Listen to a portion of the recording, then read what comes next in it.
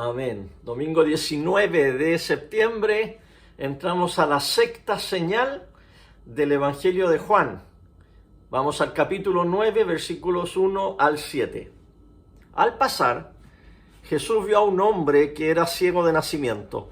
Sus discípulos le preguntaron: Rabí, ¿quién pecó para que éste haya nacido ciego, él o sus padres? Jesús respondió: no pecó él ni tampoco sus padres, más bien fue para que las obras de Dios se manifiesten en él.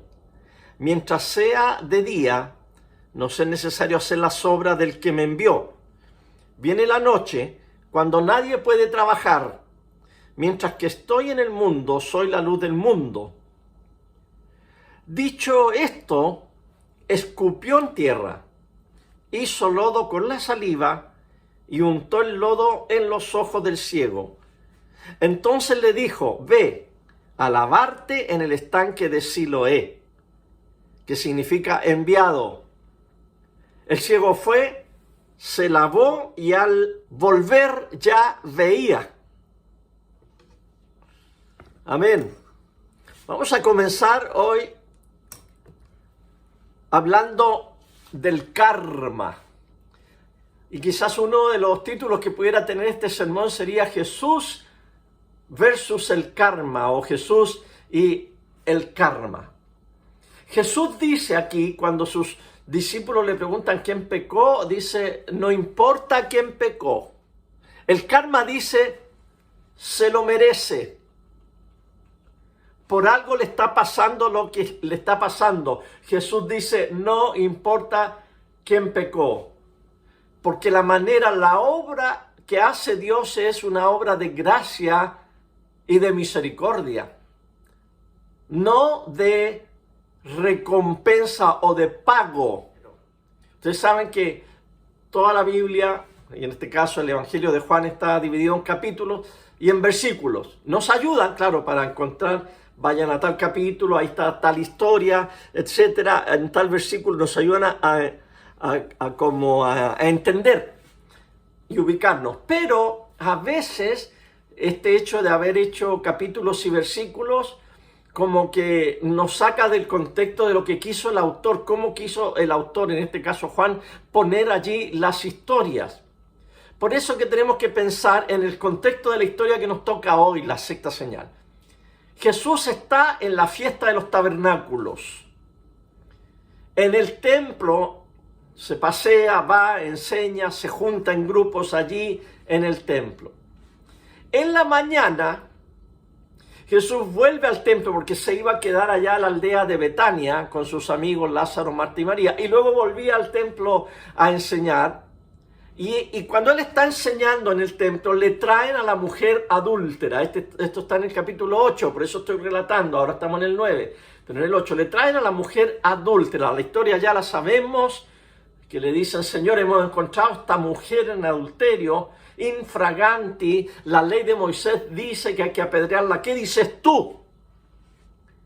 Y ahí tenemos toda la historia, que Jesús no la quiso mirar, Jesús miró al suelo, escribió en el suelo, y luego al final, cuando insistieron, dijo: el que esté sin pecado que tire la primera piedra. Y desde los más ancianos hasta los más jóvenes dejaron las piedras en el suelo, y luego entonces desaparecieron de allí. Jesús le dice a la mujer: ni yo te condeno, vete y no peques más. Y Jesús continúa enseñando. Es larga la enseñanza, que comienza este capítulo con un intento de apedreo a la mujer pecadora y termina el capítulo con un intento de apedreo al mismo Jesús. Y Jesús dice en esta enseñanza: yo soy la luz del mundo. Jesús, siendo la luz, ejemplifica esta luz de la creación de Génesis, cuando el Señor dijo: sea la luz, y la luz se hizo. Y esa luz de energía fue la que promovió la creación. De allí salió lo creado. Y también la luz, como dice el capítulo 1 de Juan, la luz en las tinieblas resplandece. Entonces la luz trae también este descubrimiento del mal, alumbra el mal, lo disemina, lo diluye, lo echa al infierno, lo echa fuera de nosotros, la luz. Y Jesús dice, yo soy la luz del mundo. El Señor dice, ustedes tienen que seguirme a mí porque yo soy la luz. Ustedes hasta ahora han seguido el camino de las tinieblas, de la maldad, de la violencia, de la desobediencia, el camino del apedreamiento. Pero si me siguen a mí, van a andar en otra forma de vida. Y cuando ustedes conozcan mi forma de vida, ustedes conocerán la verdad y la verdad los va a libertar. Y cuando el Hijo del Hombre los libertare, entonces ustedes serán verdaderamente libres. Ahora, los judíos dicen, Señor, ¿de dónde sacaste eso? Si nosotros jamás hemos sido esclavos, somos libres. Y Jesús dice, no es así. La única libertad que ustedes tienen es esa libertad de matar a los enemigos. Esa libertad de apedrear a la mujer pecadora y esa libertad que ustedes quieren ejercer al apedrearme a mí. Esa es la libertad, pero en realidad esa libertad no es ninguna libertad, es una esclavitud, la esclavitud de la violencia. Se enojan tanto que al final del capítulo 8 quieren apedrearlo. Muestran que dentro de ellos hay completa oscuridad. Por eso que toman piedras para arrojárselas a Jesús. O sea, recién se las iban a arrojar a la mujer pecadora, pero ahora están listos para arrojar estas piedras a Jesús. Ahora, cuando uno va a arrojar una piedra, uno no toma la piedra elegantemente y dice, te voy a tirar esta piedra. ¡Pum! No. Cuando uno toma la piedra, está el sentimiento de ira, de rabia, y está la piedra en la mano, y con toda la fuerza de nuestra rabia, de nuestra ira, de nuestra oscuridad, estamos listos para tirar la piedra. Jesús se va del templo. Calmadamente sale de allí, de ese lugar, porque Jesús sabe que es infructuoso quedarse. Y nosotros también debemos saber que hay momentos y situaciones, hay discusiones en que es infructuoso. No vale la pena meterse en este barullo de tinieblas. Mejor dejar la cosa como está. Y Jesús se va, sale. Y a medida que va saliendo de este complejo del templo, encuentra un hombre ciego de nacimiento. Y la pregunta de sus discípulos que van saliendo con él del templo, lo ven a este ciego que toda la vida ha estado pidiendo limosna, y le preguntan, Señor, ¿quién pecó para que este hombre esté aquí? Fíjense que aquí viene el tercer intento de apedreamiento. A ver, ¿cómo dicen ustedes? El primer intento fue a la mujer adúltera. El segundo intento fue a Jesús mismo. Y ahora que van saliendo del templo, los discípulos le quieren tirar piedras, aunque no literalmente, a este ciego. La pregunta es, ¿quién pecó? Es una manera de tirar piedras. La pregunta de quién pecó, este o sus padres, una manera de echar la culpa y ponerlo ahí como un blanco y decir, ¿fue este o fueron sus padres? Es un tercer intento, aunque no tan literal, de tirar una piedra. Aquí, hermanos queridos, quiero decirle algo que se los he dicho anteriormente, pero recuérdenlo, el impulso satánico que hay en nosotros es el impulso de echarle la culpa a los otros, de tirar piedra a los demás. Para poder nosotros sentirnos bien, buscamos un chivo expiatorio para echarle la culpa a esa persona, a ese grupo, a ese país, a ese partido político, a esa ideología, con tal de que nosotros quedemos livianitos y limpios porque yo no tengo la culpa. ¿Quién tiene la culpa? Ese grupo, esa persona. ¿Quién tuvo la culpa? ¿El ciego que nació así, Señor? ¿O sus padres? Esa es una manera satánica en que la sociedad se desenvuelve. Ayudamos a nuestras mismas aflicciones tirando piedras a otros, porque cuando los demás tienen la culpa, yo me consuelo. Yo me siento bien, los demás tienen la culpa, yo no tengo la culpa. Cuando vemos una situación, un sufrimiento grande, todos nos asustamos. Y como es una reacción muy natural, nosotros queremos asegurarnos que la vida no nos maltrate a nosotros. Decimos, si algo malo le está pasando a esa persona, es por algo le está pasando, ¿no? No es por bonito, no es por bueno. Decimos nosotros, le está pasando algo malo porque esa persona es mala. Y nos aseguramos que nada malo nos pase a nosotros, porque nosotros somos buenos.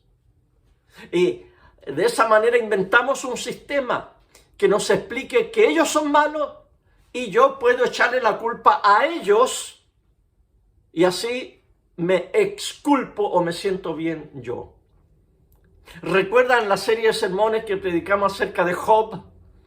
Job era un hombre justo y Dios dijo que Job era un hombre justo todo el libro de Job.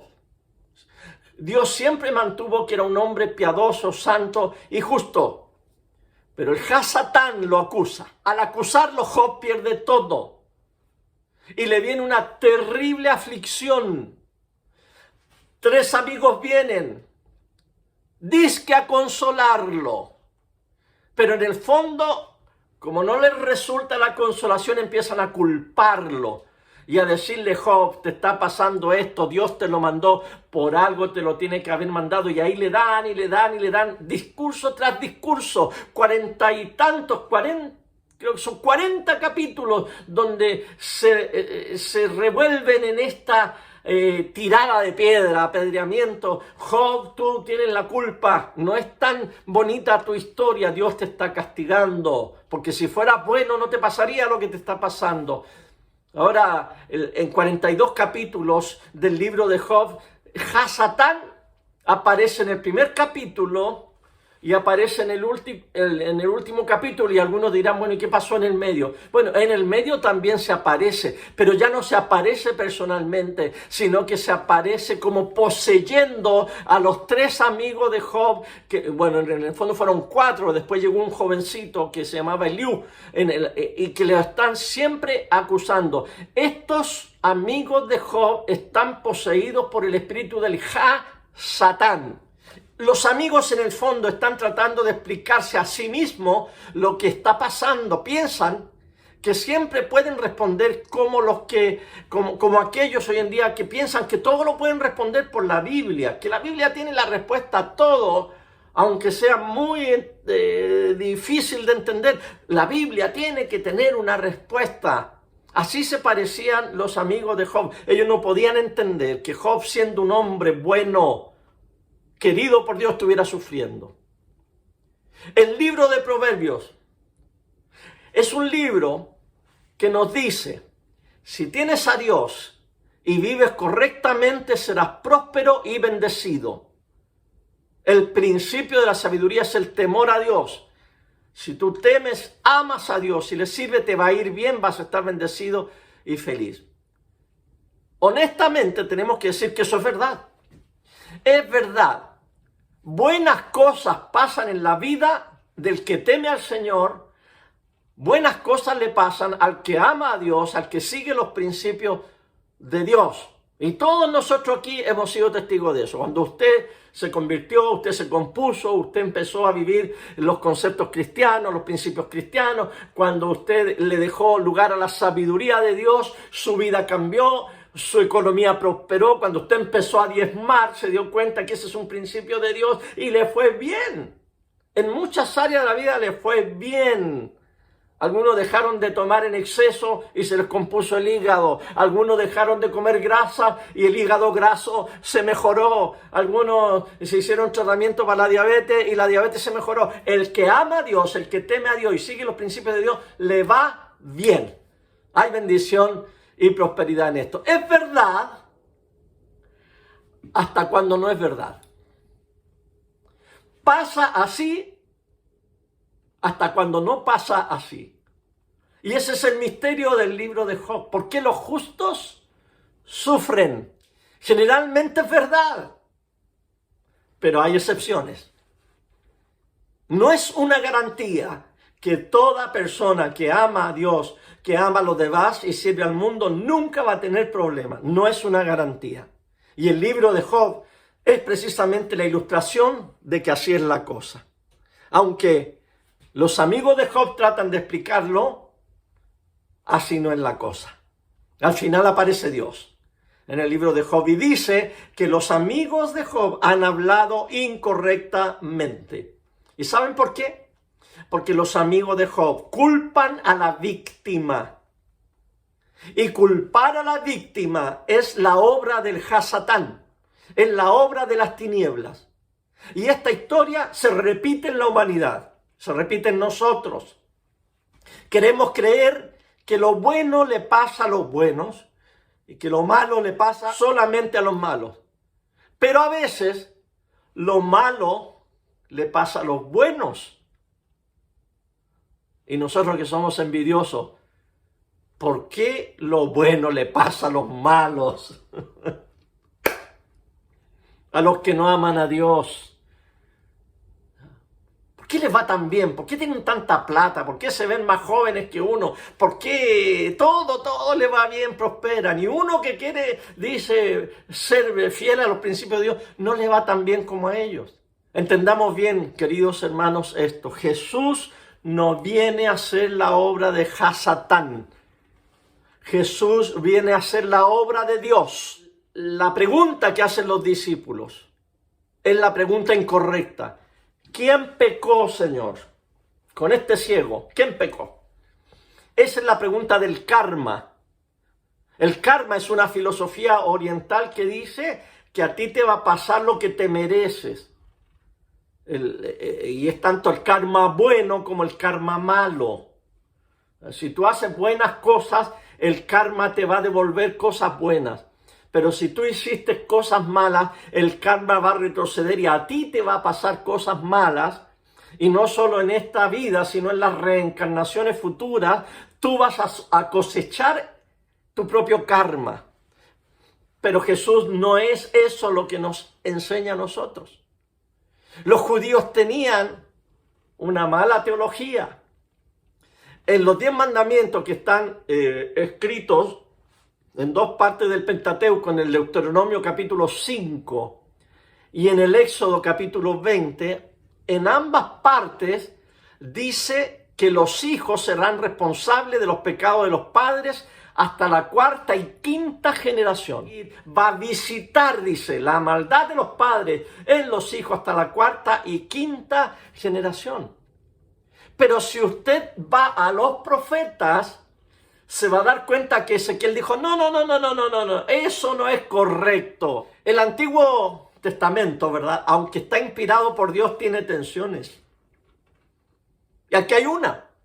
¿Cómo es posible que Moisés diga que Dios va a visitar y va a castigar a los hijos, a los nietos, a los bisnietos, a los tataranietos, hasta la 4ª y hasta la 5ª generación? ¿Cómo es posible que en el mismo Antiguo Testamento el profeta Ezequiel diga que no es así? Ezequiel 18 dice que Dios no castigará al hijo por culpa del padre. Cada cual va a responder por sus propios pecados. Que no será así de que el hijo va a pagar por el pecado del padre, sino que cada uno en cada generación va a pagar por sus propios pecados. Ahora nosotros decimos, bueno, ¿y quién tiene la razón? ¿Ezequiel o Moisés?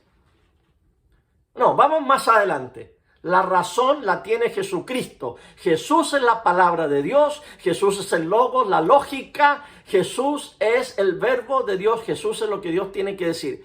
Y Jesús sobrepasa a Moisés y Jesús sobrepasa a los profetas. ¿Quién pecó? Dicen los discípulos. ¿Pecó este ciego o pecaron sus padres? Volvamos otra vez al contexto del capítulo. Jesús es la luz del mundo. Y Jesús no perpetuará esa pregunta eterna de la culpa. ¿De quién es la culpa? Esa pregunta de la culpa le pertenece a las tinieblas, le pertenece al Hasatán. Y como dicen los mexicanos, yo creo que Jesús hubiera dicho, hasta la pregunta necia, bajo Cristo no tiene sentido esa pregunta. Así que para nosotros, queridos hermanos, la pregunta no es a quién culpamos. La pregunta, cuando vemos dolor, enfermedad, muerte, tragedia, la pregunta nuestra es ¿a quién hay que ayudar? Esa es la luz que ilumina las tinieblas. ¿A quién hay que ayudar? En el versículo 4 y 5, Jesús, aquí en el capítulo 9, dice: mientras sea de día, nos es necesario hacer las obras del que me envió. Viene la noche, cuando nadie puede trabajar. Mientras que estoy en el mundo, luz soy del mundo. Jesús trae la nueva perspectiva sobre la obra de Dios, la cual no es echar la culpa. El diablo y los seguidores de Satanás andan siempre viendo, a ver, ahí hay pecado, mira, ahí hay pecado, aquí también hay pecado, uy, aquí hay otro pecado, no, mira, aquí hay pecado, ven, mira, pecado. Esa es la obra de las tinieblas, buscar siempre dónde está la maldad, dónde está el pecado, siempre, y señalarlo, obviamente, señalarlo. Y la obra de Dios no es echar la culpa y buscar pecados. Esa es la obra de Satanás y de las tinieblas. Viene la noche, cuando nadie puede trabajar. Esa noche se refiere Jesús a su muerte, a la crucifixión. Cuando lo matan es cuando el sistema de las tinieblas, el sistema de este mundo, le echa la culpa a Jesús. Y Jesús termina como el chivo expiatorio. Jesús en la cruz absorbe toda la culpa, toda la maldad, todo el pecado, todo el apedreamiento, lo absorbe Jesús. Parece que el echar la culpa ha triunfado. Ya matamos a Jesús. No solo lo dicen los romanos, no solo lo dicen los judíos, también lo dicen los demonios y Satanás. Triunfamos, lo matamos. Pero el tercer día, en la victoria de Cristo, en la resurrección, ahí nosotros celebramos la victoria de Cristo sobre esta práctica de echar la culpa. ¿Quién pecó? Jesús dice, yo soy la luz. No para echar la culpa, no para andar alumbrando las cochinadas y los pecados de los demás y de la sociedad y del mundo. Vamos a ver aquí en este milagro algo de drama, algo de teatro. Cuando ve al ciego, Jesús hace esto. Y escupe. Ya, no lo voy a hacer más para que no se preocupen, sobre todo los que están tomando desayuno, ¿ok? Echa saliva en la tierra. Tiene que echar bastante saliva para hacer barro, ¿verdad? Empieza a hacer barro. Esto es un drama. Es una obra de teatro y todos lo miran así asombrados. Y Jesús entonces toma este barro y se lo pone en los ojos al ciego. Nació ciego, ¿verdad? Ahora con barro menos va a poder ver, ¿verdad? Imagínese un ciego y encima le pones barro. Es teatro, ¿no? Es una metáfora. Y le pones barro en los ojos. Y ahora no puede ver absolutamente nada, ni aunque hubiera abierto los ojos. Y Jesús le dice, ve a lavarte al estanque de Siloé. Y Juan dice ahí entre paréntesis que Siloé significa el enviado. Va el ciego al estanque de Siloé.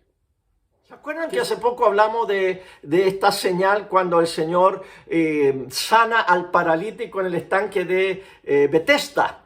Ese estanque está al norte del templo. Pero el estanque de Siloé está al sur del templo. De hecho, está en la ciudad baja de Jerusalén antigua, la que es la ciudad de David, la primera que fundó David. Y allá al fondo, donde termina este estanque, ese es el estanque de Siloé, que era un estanque que estaba bajo para poder recibir un túnel de agua y por la inclinación pudiera llenarse de agua. Se llama el estanque de Siloé. Y Juan dice, entre paréntesis, que traducido eso significa el enviado. Y ahí el ciego se lava el barro que tenía en la cara y en los ojos y comienza a ver. Esta es la señal número 6 de las 7 señales. Nos falta solo una de las 7 señales. ¿Y hacia dónde señala este letrero, esta señal, este signo que nos habla Juan en su libro? Nos señala precisamente al nombre del estanque. el enviado. Siloé significa el enviado. Jesús es quien Dios ha enviado. Esa es la señal que nos dice Juan el día de hoy. Estábamos en tinieblas, todos nosotros éramos ciegos. Y el Padre envía a su Hijo. Y el Hijo nos da la vista. Cuando nos lavamos en las aguas del bautismo, sacamos el barro de nuestros ojos y comenzamos a ver. Andamos como ciegos nosotros, en la humanidad, con barro en los ojos. El barro es parte de la humanidad caída, de la raza pecadora. Y andamos como ciegos, con barro en los ojos, no vemos nada. ¿Ya? Y somos enviados a Siloé. Somos mandados a ir allá a donde está el enviado. Nos lavamos y luego cuando volvemos, ¿a quién vemos? Vemos a Jesús. Nuestros ojos se abren para ver y contemplar a Jesús. Así que, mis queridos hermanos, ser bautizados es comenzar a ver el mundo en forma diferente. Cuando uno se bautiza ya no puede ver las cosas como las veía antes, porque el Señor ha sacado el barro de nuestros ojos, nos ha dado nueva visión y de ahora en adelante lo primero que vemos es Jesús y a través de Jesús vemos todo lo demás. Nueva luz, la luz de Cristo en nosotros. Vemos que la gente que sufre, nosotros no debemos verlas como gente culpable. Nosotros debemos mostrar misericordia.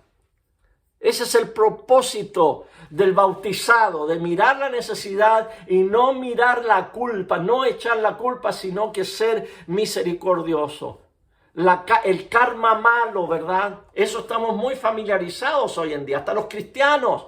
Hay cristianos que ven ahí en las noticias o sufren un terremoto o pasa un huracán y los cristianos de inmediato empiezan en la televisión, incluso hay pastores que son entrevistados y empiezan a ellos a decir lo que pasa es que aquí hay una obra en esta generación porque hace 200 años el pueblo fulano de tal, póngale usted que hubo allá en el sur en Valdivia ese gran terremoto y los pastores dicen es que aquí hace 200 años el pueblo mapuche hizo un pacto con el diablo y aquí hay un karma, no lo dicen, no, pero en el fondo lo creen, aquí ellos están cosechando lo que ellos hicieron porque Dios dice que va a visitar la maldad de los padres a los hijos, entonces el terremoto, el huracán, el incendio, el cáncer, el SIDA, el COVID, le toca a la gente mala, por algo les tocó. Esa es la mala costumbre que tienen muchos cristianos, porque todavía tienen barro en sus ojos. Solo los ciegos culpan a los que sufren. Solo los ciegos buscan echarle la culpa a alguien. Y nosotros como cristianos, con los ojos bien abiertos por el enviado de Dios, que es Jesús, nosotros echamos fuera el karma porque el karma no es parte de Jesús ni del cristianismo. Nosotros lo único que vemos es misericordia y amor. Los fariseos investigan después de la sanidad de este hombre ciego. Ocurrió en un día sábado. Y ahí ya los fariseos no aguantan y se enojan mucho. Esto no puede ser de Dios porque ¿cómo Jesús se pone a sanar a un ciego el día sábado? Está rompiendo la regla. Y investigan y le dicen al ciego que quién te sanó. Él dice, yo no sé. Y luego le llaman a sus padres y le dicen, bueno, este era ciego de nacimiento o se hacía el ciego. O ustedes lo pusieron de ciego para que vaya a pedir limosna. Y los papás dicen, sí, nació ciego, pero lo demás pregúntaselo a él porque él es adulto. Y sigue la discusión. Investigan la teología, le dicen quién te sanó y dice uno que se llama Jesús. No, pero eso no te puede sanar porque Dios no le contesta a los malos, ese Jesús está endemoniado. Y sigue la discusión teológica. El ciego dice, ¿y qué sé yo de teología? Yo lo único que sé es que antes yo era ciego y ahora veo. Y ustedes que saben tanto, ¿ustedes creen que Dios le va a responder a un malo y que un malo me va a sanar? Se arma una discusión. Le dicen al ciego, tú naciste en pecado. Nosotros no somos pecadores, dicen los fariseos. Tú eres el pecador. Nosotros lo sabemos, nosotros entendemos. este que está practicando la medicina, este es hijo del diablo.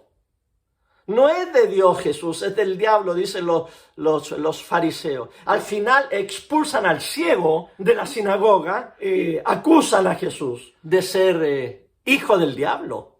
Imagínense hasta dónde llega esta gente ciega. 3 cosas que hacen los fariseos: apedrean, culpan y expulsan. Son especialistas en apedrear, en echar la culpa y en expulsar a la gente. No seamos así, por favor, queridos hermanos cristianos, discípulos del Señor. Versículo 39. Jesús dijo: yo he venido a este mundo para juicio, para que vean los que no ven y para que los que ven se queden ciegos. Al oír esto, algunos de los fariseos que estaban con él le preguntaron: ¿acaso también nosotros somos ciegos? Jesús les respondió: si ustedes fueran ciegos no tendrían pecado, pero ahora, como dicen que ven, su pecado permanece. El capítulo comienza con el pecado y la ceguera. ¿Y cómo termina? Termina con el pecado y la ceguera. Pero ahora Jesús dice, aquí hay otro tipo de ceguera. Ahora los ciegos verán y los que ven serán ciegos. Los fariseos tenían esa certeza de ver todo clarito. Esa certeza de decir, me las sé todas. Pregunten nomás, pregunten. Yo me sé todo, yo tengo todo clarito y tengo todas las respuestas. Ese es el espíritu del fariseísmo. Se arrogaban además, bueno, como yo sé todo, dice el fariseo, yo tengo la facultad de juzgar, porque yo sé lo que es bueno y lo que es malo. No tenían ellos la noción de varias perspectivas. Porque nosotros como cristianos no podemos ser tajantes farisaicamente. Nosotros los cristianos tenemos que ponernos en el lugar de los demás. Tenemos que ser compasivos. Tenemos que ver, bueno, ¿por qué esta persona hizo eso? Es pecado, sí es pecado, pero ¿por qué lo hizo? ¿Qué lo llevó a hacer eso? Y en vez de echar la culpa, tener compasión. Y vuelvo siempre a este tema de la política en Chile. Porque tal parece que hoy en día o somos de un bando o somos del otro. Estamos a favor de un bando y estamos en contra del otro. Y esto es blanco y es negro. Y se acabó. Y el cristiano tiene que estar en este bando, dicen unos. No dije esto ni esto. No, porque uno dice, tiene que estar aquí. Si no estás aquí, no eres cristiano. Otros, no. Tienes que estar acá, porque si no estás acá, no eres cristiano. Hermanos queridos, la cosa es más profunda que eso. No todos los bandos tienen la razón. Los bandos tienen parte de la verdad y mucha mentira, tanto uno como el otro. Las situaciones son más complejas en todo ámbito de cosas, en el ámbito económico, en el ámbito político, en el ámbito sentimental, en un divorcio, en un quiebre familiar, en el quiebre de una iglesia. Siempre nosotros tenemos que ver, no meternos ahí a juzgar, sino a mirar con amplitud de mira y tratar de entender. Esa es la visión amplia que nos pide el Señor. El Señor no nos pide como los fariseos, no, yo sé, yo leo la Biblia, yo conozco todo, entonces este está mal y este está bien. Así no es la cosa en el cristianismo, hermanos, porque el que hace eso generalmente ve la paja en el ojo ajeno y no ve la bigota que tiene en su propio ojo. Deberíamos como cristianos decir, no estoy capacitado para juzgar y ver el pecado en los demás. No estoy capacitado. Tiene que decir el cristiano, no tengo que hacer eso. Dios no me llamó a eso. Si Dios te llamó a ti, allá problema tuyo. Yo eso sí que no me voy a juntar mucho contigo porque debe ser muy desagradable estar contigo cuando siempre andas tú decidiendo y juzgando y diciendo que tienes la razón. Asignando la culpa a los demás. No, yo no. Antes lo hacía, dice el cristiano. Yo antes lo hacía, pero era porque yo tenía los ojos llenos de barro. Pero ahora que Dios me ha dado la vista, ahora que veo con los ojos de Dios, los ojos de la misericordia. Nuestra labor no es buscar el pecado y asignar la culpa. Nuestra tarea es descubrir la necesidad y mostrar la misericordia de Dios. Hay una forma de religión que prueba su rectitud descubriendo dónde está el pecado. Esa es una forma de religión. Son muy espirituales porque ven el pecado en todas partes. Tú no te puedes sentar a ver una película con ellos porque aunque la película sea buena y tenga un mensaje redentivo, si echan un garabato, si dicen una mala palabra, oh, no, esa película no es de Dios. ¿Ya?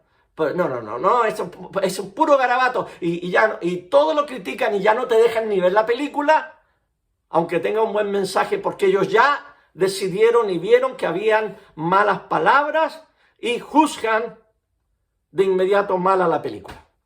Nuestra labor es buscar la necesidad y buscar y llevar la misericordia. Cuando nuestros ojos son bautizados, vemos la necesidad y llevamos la misericordia. Tomás Merton dijo: los ojos del santo hacen santa toda belleza y las manos del santo consagran todo lo que tocan a la gloria de Dios. Y el santo no se ofende nunca por nada, ni juzga el pecado de nadie, porque no conoce el pecado. Conoce la misericordia de Dios y está en la tierra para traer esa misericordia a todos los seres humanos, a todos los hombres. El karma dice: algo malo ocurrió. Por lo tanto, alguien debió haber pecado y por lo tanto lo que ocurrió es algo merecido. Y Cristo dice: no importa quién pecó, la manera de Dios es la gracia y la obra de Dios es la misericordia. Queridos hermanos y hermanas, ese es el Evangelio. Esa es la buena noticia. Amén.